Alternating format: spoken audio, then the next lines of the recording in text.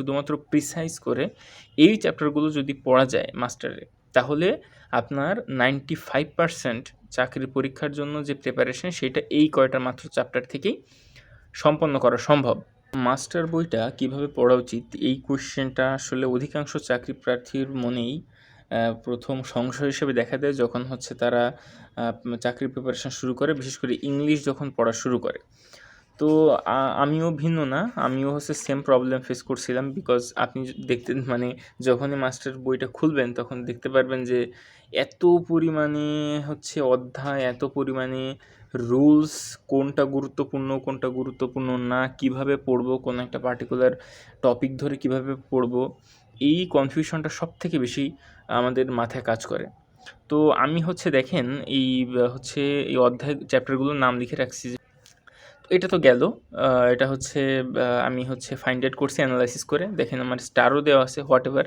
আমি এর অনেকগুলোর মানে আবার অন্যরকম আমি নিজে বুঝবো। যেমন এইগুলো হচ্ছে গিয়ে আমি পড়ছি, অনেকগুলো পড়া আছে, এইগুলো আবার পড়তে হবে। মানে এগুলো হচ্ছে গিয়ে চাকরি পরীক্ষা আছে, এগুলো মাস্ট পড়তে হবে। এই যে 1 থেকে 14 নম্বর চ্যাপ্টার, হ্যাঁ, তারপরে পার্টিকুলারলি এই কয়টা চ্যাপ্টার আছে যেগুলো মাস্ট পড়তেই হবে আপনার। তো গেল। তো এবার আমরা আসেন যে আমি কিভাবে আসলে এই মাস্টার বইটা পড়তেছি এবং কিভাবে মনে রাখতেছি কিংবা কিভাবে অ্যানালাইসিস করতেছি A to Z আপনাকে দেখাবো। তো দেখেন আমি আসলে কিভাবে পড়াশোনা করতেছি। আমি প্রথমে বলে রাখি এটা হচ্ছে রাইট ফর্মস অফ ভার্বের একটা চ্যাপ্টার। এই চ্যাপ্টারটা আমি আসলে প্রথমে পড়ছি, ঠিক আছে? এখানে প্রায় 1000 খানেকের মতো রুল আছে, আপনারা জানেন রাইট ফর্মস অফ ভার্বে। মানে হাজার হাজার রুল, আপনার মানে এত পরিমাণে রুল। যাই হোক, তো আমি ওগুলো সলভ করছি। সলভ করার পরে রুল ভালো করে পড়ার পরে আমি চলে আসছি এই প্র্যাকটিস সেশনে, অর্থাৎ কোয়েশ্চেন সলভিং সেকশনে। দেখেন এইটা আমি কিভাবে সলভ করছি। যে কোয়েশ্চেনগুলো আমি পারছি ইজিলি, একবারেই পেরে গেছি, সেগুলো আমি এই যে একটা করে এরকম টিক চিহ্নের মতো দাগ দিয়ে দিছি। আর যেগুলো আমি পারি নাই, অর্থাৎ যে জিনিসগুলো আমি মানে মনে নেই বা রুলটা মনে নেই কিংবা পারি নাই, সেটাকে আমি এই যে গোল করে দাগ দিয়ে রাখছি। তারপরে আবার কি করছি, এই যে দেখেন যেগুলো অত্যন্ত বেশি গুরুত্বপূর্ণ মনে হয়েছে সেটাতে আমি স্টার দিছি। এছাড়া দেখেন এই যে যেগুলো কনফিউজিং, এই যে হ্যাং আর হ্যাং, এই দুইটাই হচ্ছে গিয়ে খুবই কাছাকাছি শব্দ। এটার ভার্বের যে ফর্মগুলো এখানে একটু ভিন্নতা আছে, অর্থেও একটু ভিন্নতা আছে, যার কারণে আমরা অধিকাংশ সময় ভুল করি। এইটা আমি কি করছি, এই যে দেখেন আমি কিন্তু এইটা কিন্তু উপরে লিখে রাখছি, নোট করে রাখছি। এরপরে আবার দেখেন এই যে এইটা পারিনি এবং এটা অত্যন্ত গুরুত্বপূর্ণ, তাই গোলের পাশাপাশি স্টার। এই যে দেখেন নাম্বার দিছি 123 নম্বরে। 123 নম্বরে কী আছে, এটা আমি পারছিলাম না এবং এই রুলটা খুবই গুরুত্বপূর্ণ একটা রুল মনে হয়েছে, তাই আমি এটা এখানে লিখে রাখছি নোট আকারে। যার ফলে আমি পরবর্তীতে যখন পড়বো এই এত কিছু কিন্তু আমার পড়ার কোনো প্রয়োজন হবে না। এই দেখেন এখানেও লিখছি আমি, দেখছেন এই যেগুলোতে সমস্যা হয়েছে আমি সেগুলোতে লিখে রাখছি।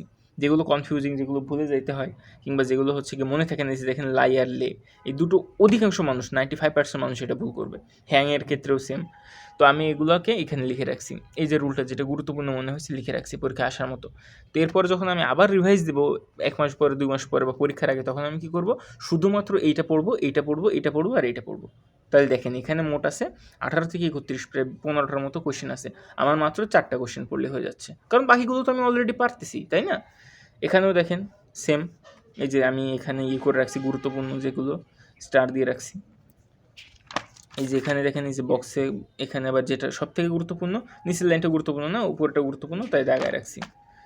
যেগুলো পারছি সেগুলো তো দেখেন কী পরিমাণে টিক দেওয়া, এগুলো হচ্ছে সব আমি পারছি। যেটা পারিনি সেগুলো হচ্ছে ফাইন্ড আউট করে রাখছি।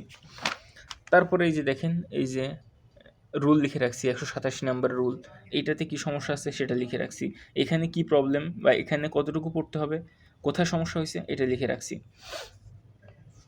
তো পড়লে আসলে এইভাবে পড়া উচিত ভাই, বুঝছেন? না হলে হচ্ছে আপনি হচ্ছে গড়পড়তা পড়ে গেলেন, পারতেছি না। এখন আপনি মনে করেন যে এটা পড়লেন, এটা পড়ার পরে আপনি পারলেন না, তারপর আপনি রুলটা দেখে নিলেন, দেখার পরে আপনি কি করলেন, স্কিপ করে চলে গেলেন, পরেরটা চলে গেলেন, কিন্তু আপনি এটাকে অ্যানালাইসিস করলেন না। অ্যানালাইসিস খুব গুরুত্বপূর্ণ, ভুলগুলোকে অ্যানালাইসিস করা অত্যন্ত গুরুত্বপূর্ণ। ভুলগুলোকে অ্যানালাইসিস না করলে আপনি কন্টিনিউয়াসলি সেম জায়গায় ভুল করতে থাকবেন, কোনো সন্দেহ নেই। এই সেন্টেন্সটা হয়তো পারতে পারেন, এই একই রুলের অন্য কোনো সেন্টেন্স আবার সলভ করতে গেলে আপনি আবার পারবেন না।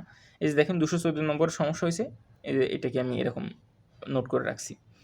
এখানে দেখেন 226 নম্বরে আর 232 নম্বরের প্রবলেম হয়েছে, আমি হচ্ছে গিয়ে নোট করে রাখছি। তারপরে এই যে এগুলোকে স্টার দিয়ে রাখছি, কারণ এগুলো মনে হয়েছে অত্যন্ত গুরুত্বপূর্ণ, এই কারণে আমি স্টার দিয়ে রাখছি। এই যে দেখেন, তো আমি এই পর্যন্ত এসে পৌঁছাইছি 264 পর্যন্ত। তো এই সেম ফরম্যাটে আমি হচ্ছে আগায় যাচ্ছি, এইভাবেই আর কি আমি নোট করে পড়তে থাকবো। তো আমার মনে হয় আপনারাও যদি এই টেকনিক ফলো করেন, আপনারাও হচ্ছে খুব দ্রুত মাস্টার বইটা শেষ করতে পারবেন। কিন্তু অ্যানালাইসিস করে পড়াটা খুবই গুরুত্বপূর্ণ। যাই পড়েন না কেন অ্যানালাইসিস করে পড়বেন ভাই। বিশেষ করে আপনার যে ভুলগুলো আছে, এরর্স যেগুলো আছে, এগুলো অবশ্যই আপনার ফাইন্ড আউট করে আপনাকে অ্যানালাইসিস করতে হবে। না হলে সেম ভুলের রিপিটেশন আপনি করতে থাকবেন।